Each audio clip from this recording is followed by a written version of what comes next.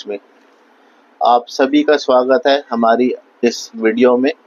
इस वीडियो में हम आपको ये बताने जा रहे हैं कि 2025 में धनतेरस कब है, उसकी तिथि, मुहूर्त, उसका महत्व और साथ ही साथ उसकी पूजा विधि।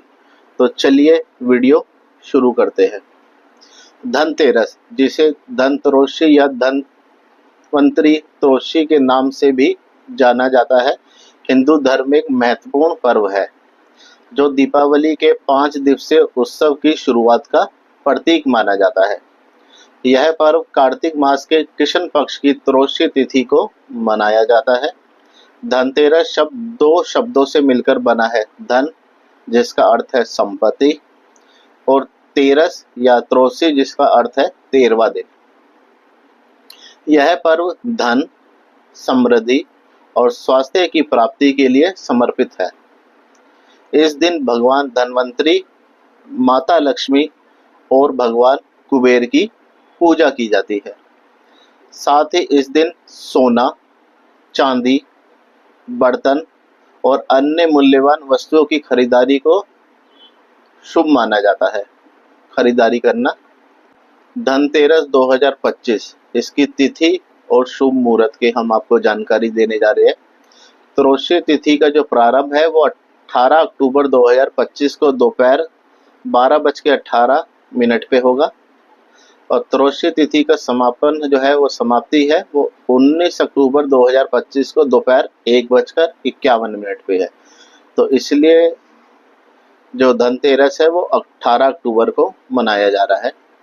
धनतेरस की पूजा का जो मुहूर्त है वो 18 तारीख को शाम 7:16 से लेकर रात 8:20 के बीच है। प्रदोष काल का जो समय है वो शाम 5:39 से रात 8:14 तक का है और वृषभ काल जो है वो शाम 7:15 से रात 9:10 तक का है।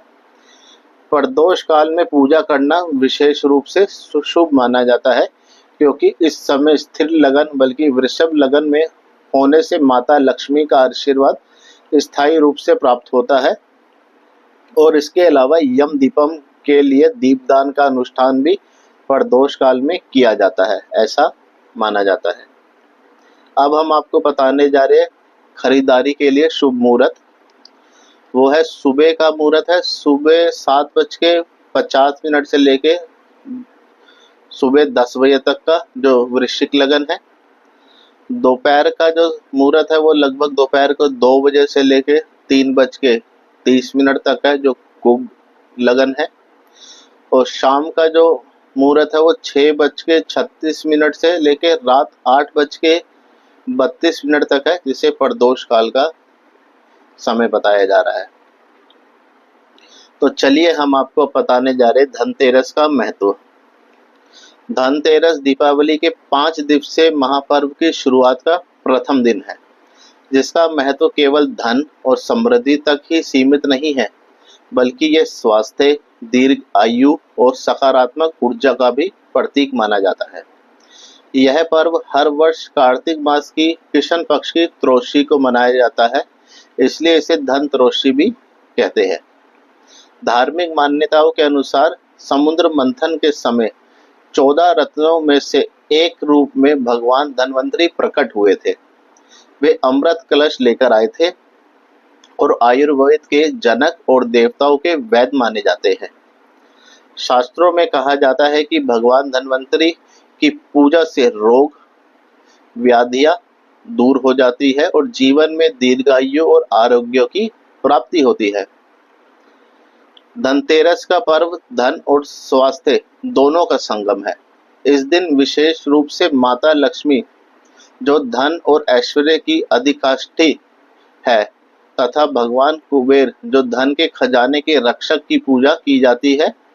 इस पूजा से घर परिवार में समृद्धि, वैभव और स्थिरता आती है। पौराणिक मान्यता के अनुसार इस दिन किए गए अनुष्ठान नकारात्मक ऊर्जा को दूर करके सकारात्मक ऊर्जा को आकर्षित करते हैं। अब हम आपको बताने जा रहे हैं यम दीपम की परंपरा। धनतेरस की रात को यम दीपम का विशेष महत्व माना जाता है।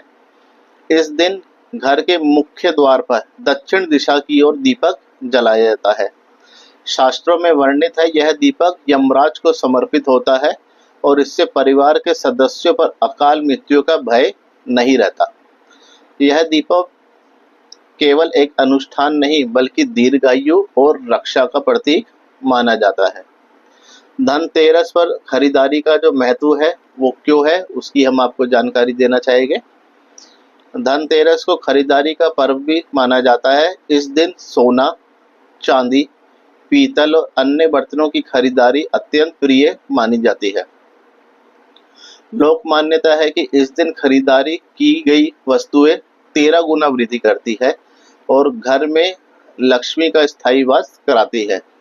इसी कारण इस दिन बाजार में विशेष रौनक रहती है और लोग नए बर्तन, आभूषण, वाहन या घर के लिए अन्य वस्तुएं भी खरीदना शुभ मानते हैं।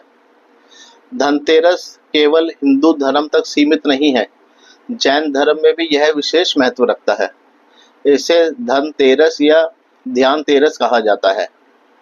मान्यता है कि इस दिन भगवान महावीर स्वामी ने तीसरे और चौथे ध्यान में प्रवेश किया था।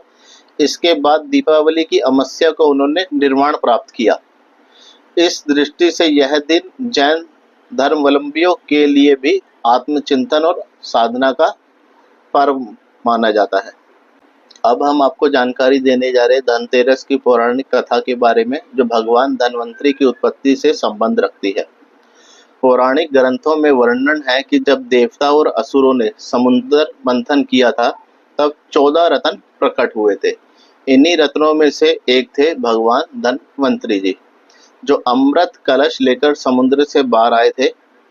श्रीमद्भागवत महापुराण अष्टम स्कंद अध्याय 8 में ये वर्णन है, जिसका हम आपको अर्थ बताने जा रहे हैं।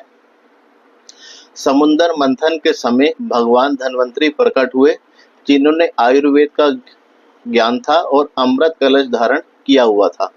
उनके प्रकट होने का दिन ही कार्तिक कृष्ण त्रयोदशी तिथि थी, जिसे आज धनतेरस के रूप में मनाया जाता है।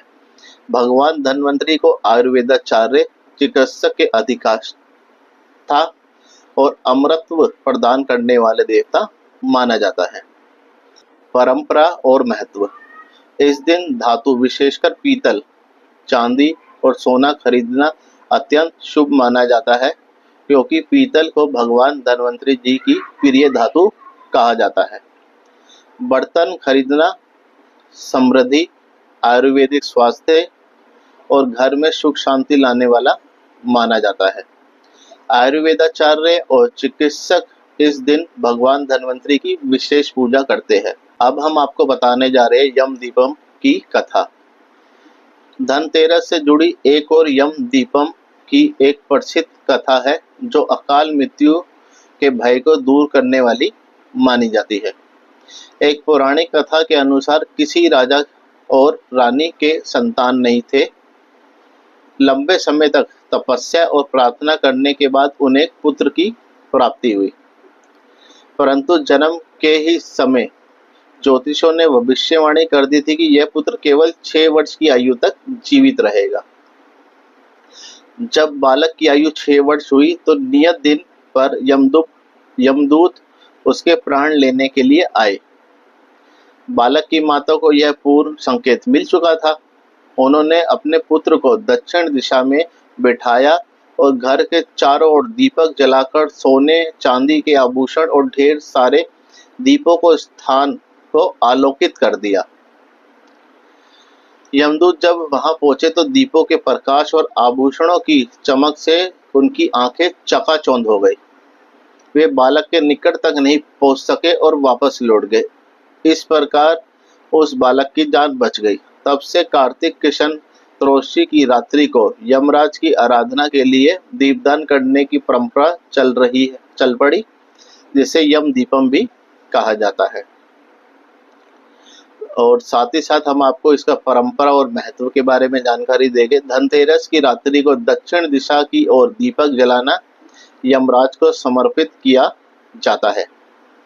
यह दीपक अकाल मृत्यु से रक्षा करता है और घर में आयुर्वेदिक स्वास्थ्य, दीर्घायु और समृद्धि का आशीर्वाद देता है। इस दिन धन के साथ साथ आरोग्य और आयुर्वेद की कामना भी की जाती है। अब हम आपको बताने जा रहे हैं धनतेरस की पूजा विधि। सुबह जल्दी उठकर स्नान करें, स्वच्छ वस्त्र धारण करें, घर की साफ सफाई करें और मुख्य द्वार पर रंगोली बनाएं। पूजा स्थल को साफ करें और एक चौकी पर लाल कपड़ा बिछाएं। माता लक्ष्मी, भगवान धन्वंतरी और भगवान कुबेर की मूर्ति या चित्र स्थापित करें। भगवान धन्वंतरी की पूजा 16 विधियों के साथ करें।